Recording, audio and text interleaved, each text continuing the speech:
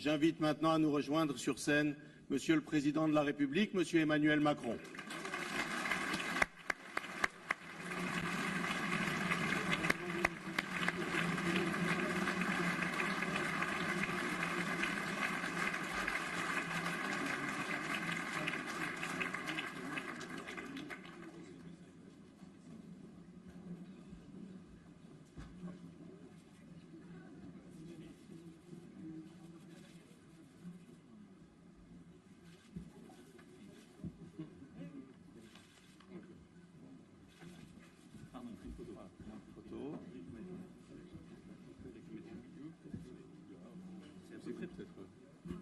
On n'est pas trop près là?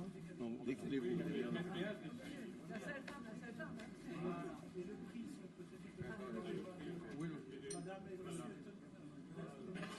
Non, c'est bon, c'est bon.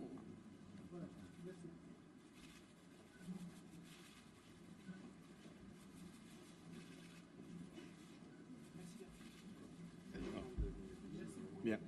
Pendant que les récipiendaires du prix et le président du CRIF rejoignent leur place, vous pouvez vous rasseoir.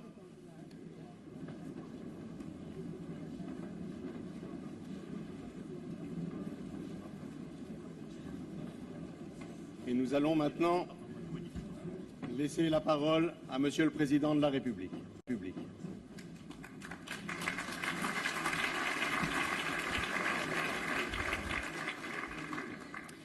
Monsieur le Président du Sénat, Monsieur le Président de l'Assemblée nationale, Monsieur le Président du Conseil économique, social et environnemental, Monsieur le Ministre d'État, Mesdames et Messieurs les ministres, Monsieur le Premier ministre, Madame la maire de Paris, Mesdames, Messieurs les parlementaires, Mesdames, Messieurs les ambassadeurs, Mesdames et Messieurs les responsables des cultes, Monsieur le Président du CRIF, Mesdames et Messieurs. Je suis très heureux, et je dois le dire aussi, ému d'être parmi vous ce soir pour ma première participation au dîner annuel du CRIF en tant que Président de la République. Dans un lieu qui n'est pas sans charge symbolique, vous l'avez rappelé, Monsieur le Président, à l'instant, en évoquant le 7 mai dernier. Au fond, je voudrais reprendre l'histoire là. Le 7 mai dernier, notre pays a fait le choix de transformation profonde, radicale. Il n'était sans doute pas d'accord sur tout, mais il a fait le choix d'aller de l'avant et de ne pas céder à l'extrême, au message de repli. Beaucoup de voix se sont élevées dans les derniers jours, avec clarté. La vôtre était là, et elle était claire. Et je ne l'ai pas oubliée. Et je me souviens, le dimanche qui précédait le deuxième tour, de cette foule dans la rue, devant le mémorial où nous étions ensemble. Et elle était silencieuse, cette foule. Mais elle avait un poids, celui de notre histoire et celui de toutes ses attentes. Et ce poids, croyez-moi, je ne l'oublie jamais. Le 7 mai, notre pays a fait un choix clair, un choix d'avenir, d'ouverture, profonde et radicale. Mais tout n'est pas pour autant résolu. Et le pays n'a pas totalement changé. Et les passions tristes ne se sont pas pour autant évaporées du jour au lendemain. Et l'Europe est là pour nous rappeler, semaine après semaine, le risque des extrêmes et leur montée. Vous venez de rappeler, cher Beate, la montée de l'AfD lors des dernières élections allemandes. Nous avons vu il y a quelques jours la montée des extrêmes dans l'Italie voisine. Et donc cet esprit du temps et ce vent mauvais sont toujours là à travers l'Europe et existent toujours encore dans notre pays. Alors nous devons être fermes dans l'action, déterminés et solides, et ne rien oublier en effet de ces engagements pris le 7 mai dernier. Et dans ce dialogue que la République doit constamment avoir avec elle-même, le CRIF a une place à part. Le CRIF porte depuis maintenant près de 75 ans, depuis sa création durant l'occupation nazie, dans la clandestinité, à Lyon, Monsieur le ministre d'État, la voix des Juifs, puis celle des institutions juives de France. C'est l'esprit de la résistance qui l'a fondé. Le CRIF anime depuis lors un dialogue fructueux et permanent avec les plus hautes institutions de l'État, notamment depuis 32 ans à l'occasion de ce dîner annuel, vous l'avez rappelé, cher Serge, qui est devenu un temps important de rencontres, où se trouvent réunis les représentants de toutes les croyances, de toutes les opinions. C'est l'esprit de la République qui l'a fécondé. Et comme le déclarait Simone Veil à Berlin en 2004, devant l'OSCE, cette confiance qui va jusqu'à la tendresse entre les Juifs de France et la République française est d'abord le fruit de l'histoire. L'histoire des Juifs de France, c'est celle d'une heureuse rencontre, d'un amour souvent blessé, souvent offensé, souvent humilié, entre le vieux peuple de l'Antiquité et le pays qui sut l'accueillir et recevoir la richesse de son apport spirituel, intellectuel et moral. C'est en France, et non pas ailleurs en Europe, qu'on accorda d'abord aux Juifs le statut de citoyen. Il est donc de notre responsabilité partagée de faire vivre l'esprit jadis décrit par Théo Klein comme celui d'un certain regard, et je le cite, d'une positivité du judaïsme sur la société. Aujourd'hui, malgré les inquiétudes, malgré la résurgence de la haine, nombreux sont les Juifs de France qui gardent la confiance et l'enthousiasme de leurs ancêtres pour proclamer, Monsieur le Grand Rabbin, heureux comme Dieu en France, et faire leur ces mots du père d'Emmanuel Lévinas qui, du fond d'un empire russe traversé par les pogroms, disait de la France, et cette phrase résonne toujours en moi comme un écho à nos controverses contemporaines, un pays où l'on se déchire sur le sort d'un petit capitaine juif est un pays où nous devons aller sans attendre.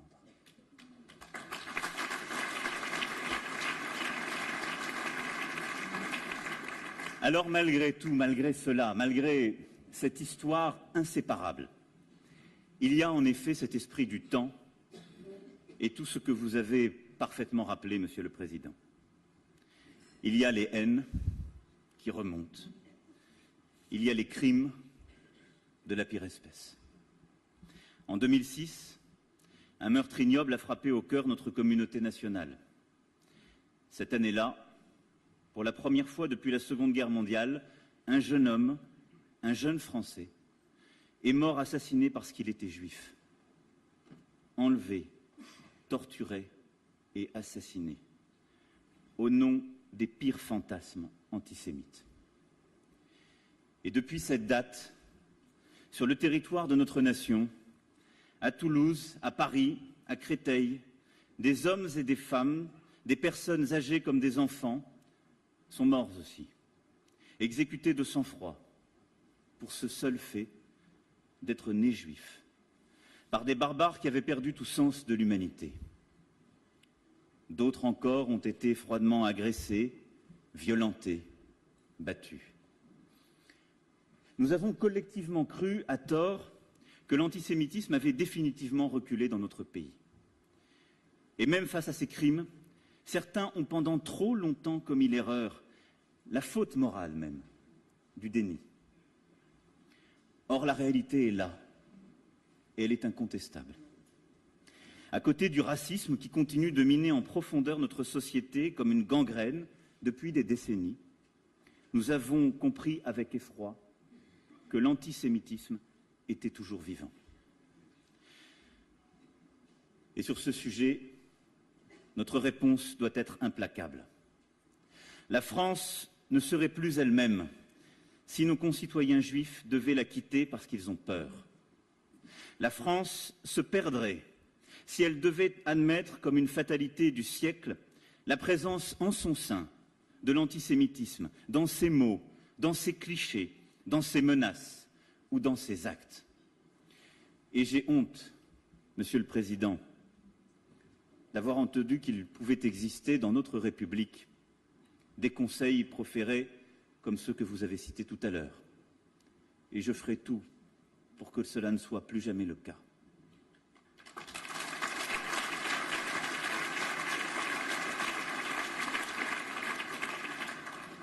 Jamais nous ne devons faiblir et jamais nous ne faiblirons dans la dénonciation de l'antisémitisme et dans la lutte contre ce fléau. Il n'y a là aucun accommodement, aucun interdit de langage, aucune cécité possible. Quelle que soit la forme qu'ils prennent, de l'injure à l'agression, de la stigmatisation au meurtre, l'antisémitisme est le contraire de la République. Il est le déshonneur de la France. Et nous combattons chaque jour pour une République de l'honneur et de la fraternité. Nous combattons donc chaque jour l'antisémitisme sous toutes ses formes. Et le combattre, c'est assurer la sécurité. Le combattre, c'est lutter partout contre la faiblesse des esprits et gagner cette lutte des imaginaires. Le combattre, c'est mener cette bataille à l'école, dans le dialogue des nations et sur le plan international.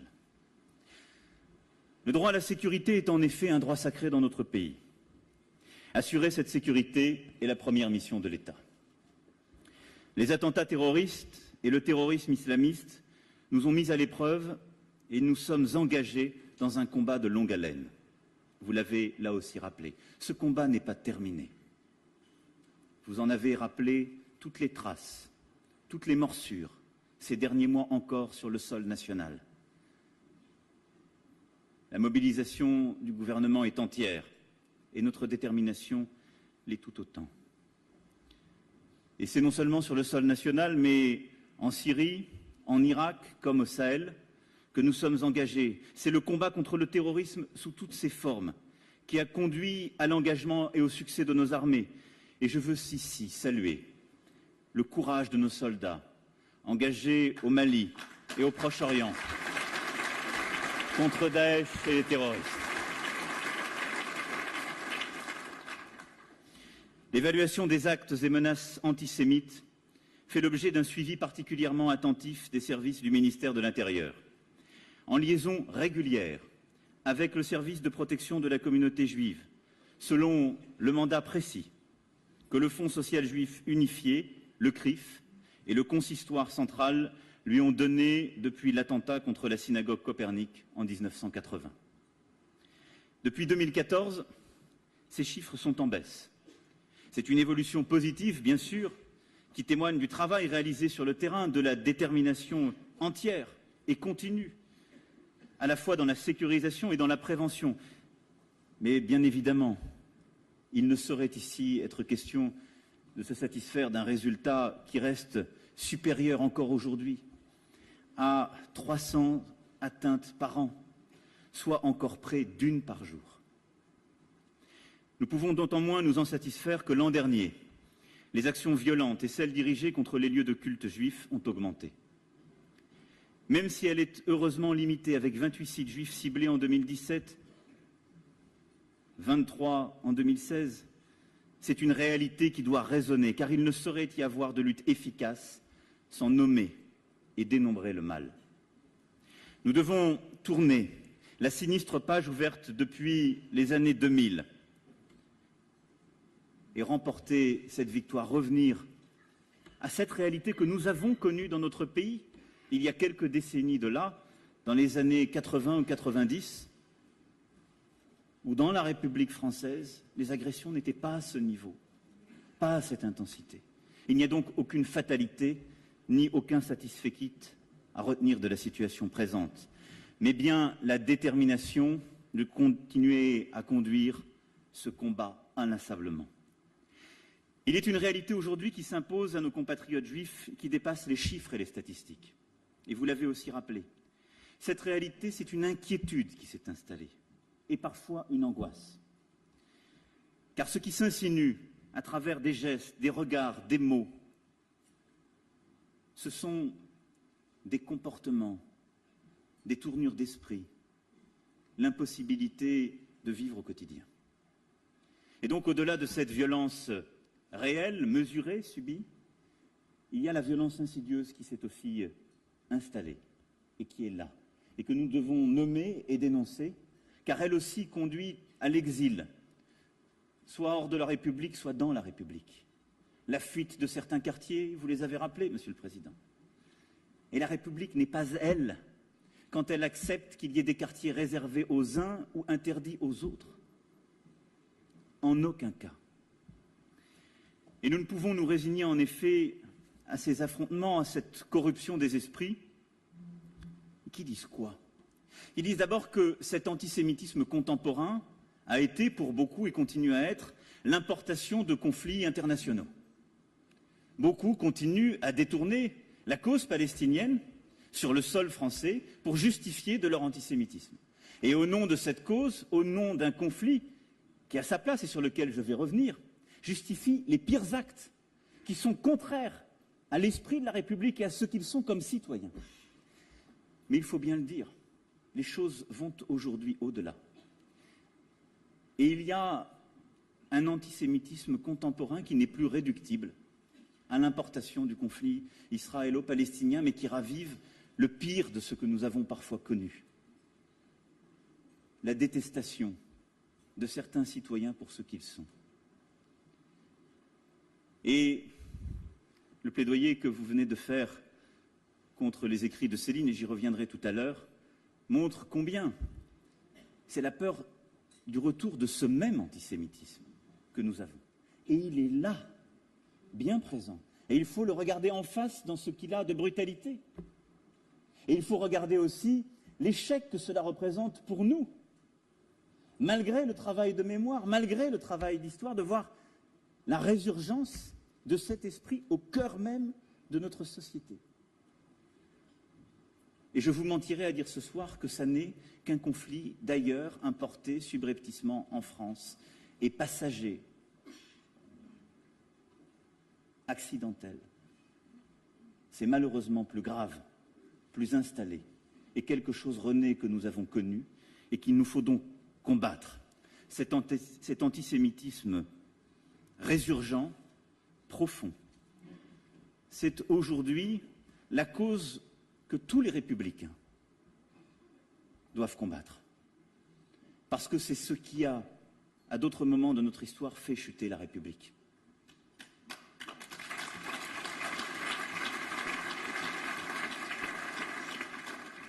Et je veux être ici parfaitement clair.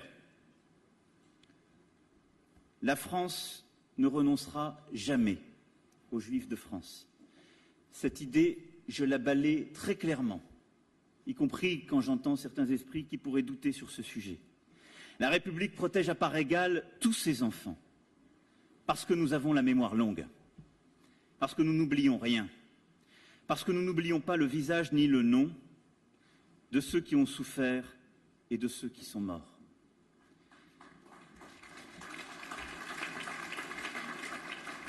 Et dites-le partout, la France est fière de compter en son sein des concitoyens de confession juive et ne se résoudra jamais aux torts qui sont faits à raison de cette confession. Jamais. Pour autant, je sais tout ce qu'il nous reste à faire pour lutter contre ces actes et contre cet esprit grandissant. C'est pourquoi les gendarmes et les policiers seront plus et mieux formés au recueil de plaintes pour actes racistes et antisémites, afin d'améliorer la façon dont ces plaintes sont aujourd'hui recueillies. C'est l'engagement pris par le ministre d'État et c'est le travail annoncé il y a quelques semaines dans le cadre de la refondation en profondeur de la police de sécurité du quotidien. Au-delà de cette formation renforcée, une expérimentation sera lancée au cours de l'année afin d'adapter les processus d'audition des victimes. Des canevas d'audition seront élaborés afin de mieux identifier, caractériser et, le cas échéant, réagir à l'allégation d'un mobile raciste, antisémite ou discriminatoire. Car cela commence dès le début, dès l'intervention des forces de l'ordre, pour caractériser l'acte. Et vous l'avez rappelé, nous avons vécu encore récemment des situations inadmissibles. Pour la mémoire de Madame Halimier, pour sa famille, parce que nous avons pris des mois et des mois à caractériser ce qui était une évidence pour ceux-là même qui avaient constaté le crime.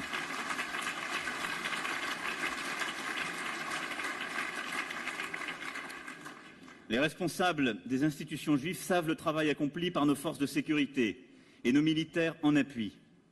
J'entends et je comprends les inquiétudes, qu'elles portent sur les modalités opérationnelles ou sur les conséquences des redéploiements et le sentiment que ces forces sont dès lors moins présentes. le ministre d'État, le préfet de police sont pleinement mobilisés sur ce sujet, à vos côtés au quotidien. Vous avez prononcé, Monsieur le Président aussi, des paroles sévères à l'égard de la justice française. Vous avez évoqué, j'y suis revenu, l'agression terrible contre Madame Sarah Halimi. J'ai dit très clairement, et je vous remercie de l'avoir rappelé, au mois de juillet dernier, quelle était ma position, étayée par les simples faits. Et j'ai pris position en appelant la justice à faire toute la clarté sur la dimension antisémite du meurtre de Sarah Halimi. Et je me réjouis que cette dimension ait pu être finalement reconnue. C'est ce à quoi doit aussi servir une enquête, à établir les circonstances d'un crime et à le qualifier justement.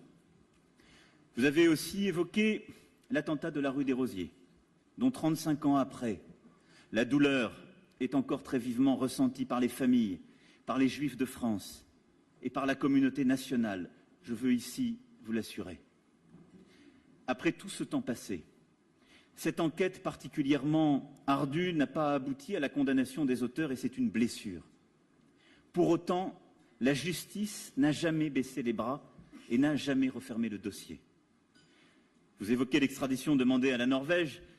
Les magistrats agissent pour surmonter les difficultés juridiques invoquées par ce pays, que sont justement la prescription et le fait que l'auteur norvégien ne peut en principe pas être extradé. Je veux ici vous dire que tout sera mis en œuvre pour que cette enquête se poursuive et aille à son terme.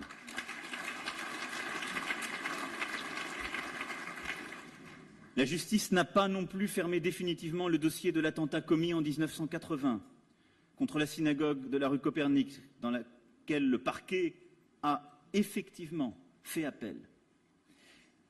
J'ai pris position très clairement et le gouvernement agit par les voies qui lui sont ouvertes par notre droit. Mais vous l'avez vous-même rappelé, je suis aussi le garant de l'indépendance de l'autorité judiciaire et je ne peux ni me substituer à elle, ni porter un jugement sur des enquêtes couvertes par le secret de l'instruction, particulièrement complexes et menées par des juges antiterroristes qui sont reconnus pour leur courage et leur ténacité. Et je veux ici les saluer. Il faut aussi souligner, vous pouvez les applaudir, et en particulier celui auquel je pense. Il faut aussi souligner les initiatives prises par la justice et dont on doit se réjouir, afin d'agir vigoureusement pour déconstruire les stéréotypes qui sont le moteur de tous les racismes. Le ministère de la Justice a développé le recours au stage de citoyenneté pour ceux qui se rendent coupables de faits d'antisémitisme. Et je salue le partenariat fructueux des parquets avec le mémorial de la Shoah. Et je sais les résultats obtenus par une pédagogie simple et éclairante qui brise les préjugés et ramène dans le giron de la République des esprits qu'on croyait parfois perdus. Je le redis donc ce soir devant vous très clairement, avec toute la force d'un engagement public. Il ne saurait y avoir demain ou après-demain le moindre renoncement de l'État, le moindre abandon des familles juives de France. L'État assurera sans faiblir son devoir de protection des personnes, des associations, des lieux de culte, des écoles et des crèches, parce que cela fait fondamentalement partie de notre pacte républicain. Ce devoir de protection est une nécessité mais aussi une réalité. Les aides financières dédiées à la sécurisation des lieux de culte, des écoles et des crèches verront leur niveau maintenu sur toute la durée du quinquennat.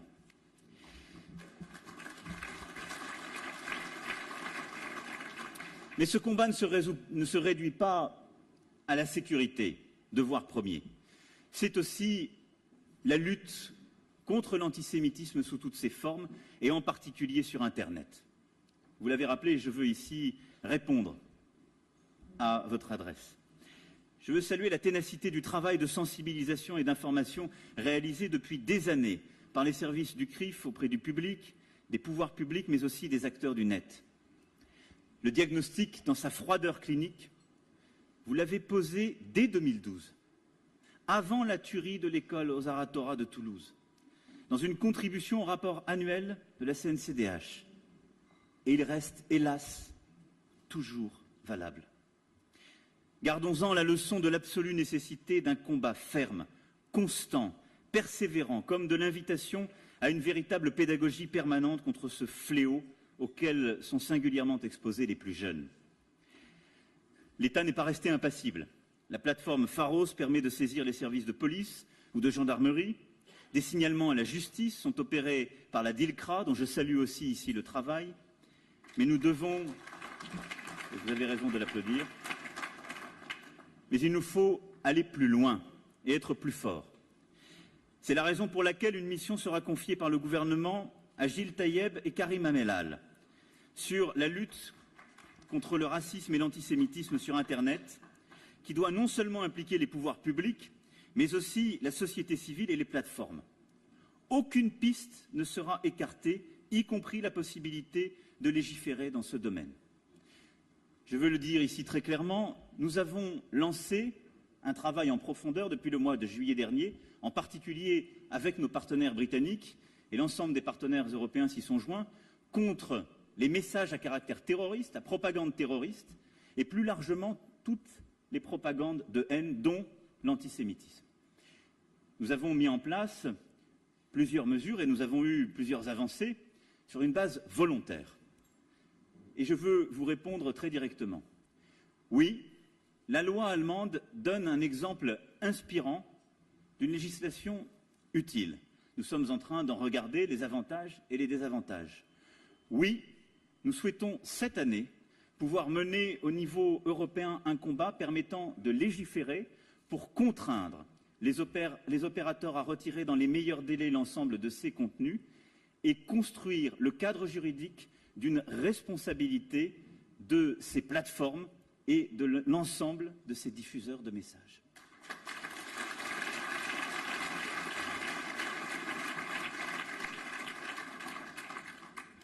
Ce combat est indispensable car la haine qui déferle sur Internet est une réalité. Cette réalité de haine, vous l'avez rappelé, ce sont aussi les actions de boycott régulièrement souhaitées ou conduites à l'encontre des produits juifs ou israéliens. Là-dessus, je veux être également parfaitement clair, Monsieur le Président. Ces actions sont prohibées par notre droit. Je les considère comme indignes, je les condamne avec la plus grande fermeté et elles seront toujours scrupuleusement poursuivies et sanctionnées.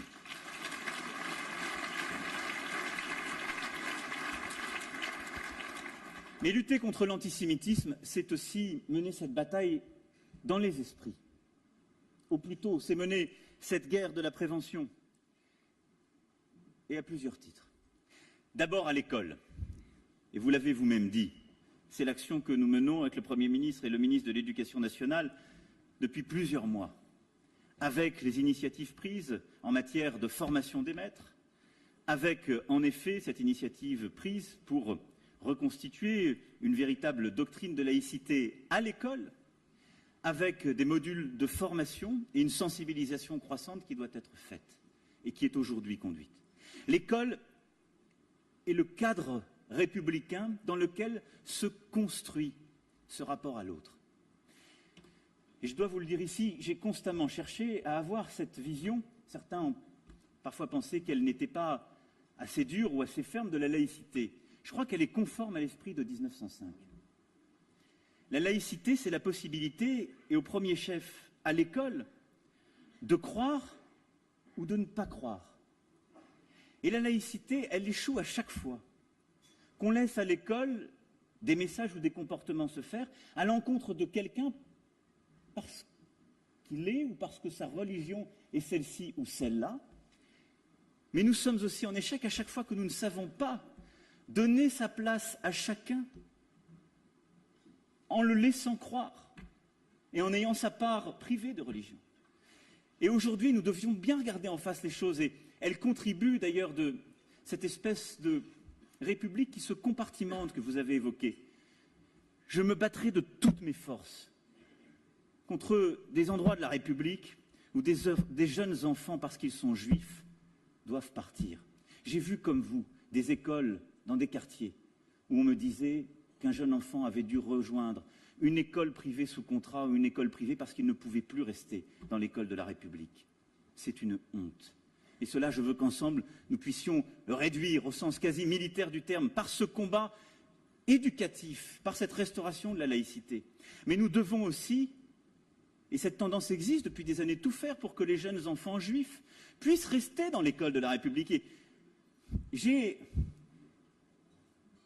dois vous le dire, une tristesse aussi réelle quand je vois, parce que la situation, la tension est ainsi à son paroxysme dans notre pays, des parents qui décident que leurs enfants vont quitter l'école de la République parce qu'on n'a pas réussi à faire que les examens les plus importants n'étaient plus organisés le samedi matin, et que ce qui s'est toujours fait dans le cadre de la laïcité dans l'école de la République, de manière dépassionnée. Il ne faut pas parler d'accommodement, puisque maintenant, ça a été repris par nos amis canadiens, qui ont une vision multiculturaliste que nous n'avons pas. Mais la laïcité, pardon, mais c'est la réalité.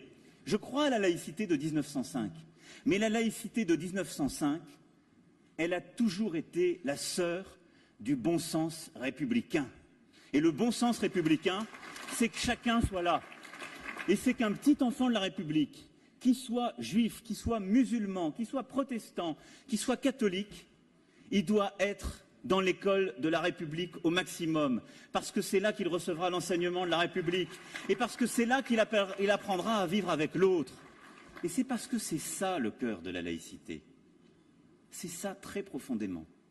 Et donc, vous comprenez que ce combat de l'école, nous allons continuer à le mener, mais il suppose de tenir ensemble ce chemin de crête qui conduit à préserver ce visage de notre République avec toutes ces tensions, mais de les garder au bon niveau, au bon niveau. On ne fait jamais avancer le débat sur la laïcité, sur la lutte contre toutes les haines à l'école, lorsqu'on fait des débats nationaux, des menus de cantine de telle ou telle ville ou de telle école. Je vous assure que c'est une fausse bonne idée, absolue.